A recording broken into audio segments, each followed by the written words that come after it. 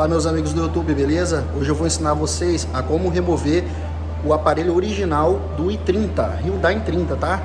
Se liga no vídeo aí. Rapaziada, primeiro passo, vocês vão abrir esse compartimento, vão remover aqui essa borrachinha que tem aqui. Remover ela. Tá vendo aí, ó? 2 parafusos, 4 parafusos na verdade. Um tá faltando aqui. O de cá também tá sem. Ah, não, tem um parafuso aqui. E os 2 de lá.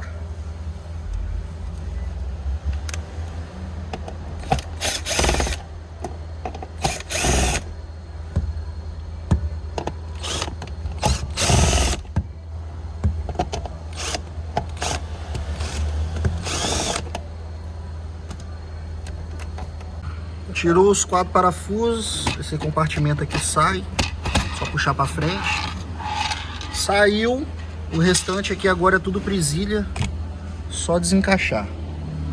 Segura aqui, vem, vamos puxar.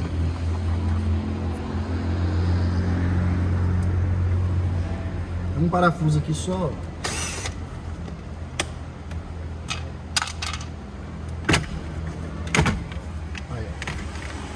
Doce, doce, doce como mel. Segue o meu canal, ativa o sininho aí.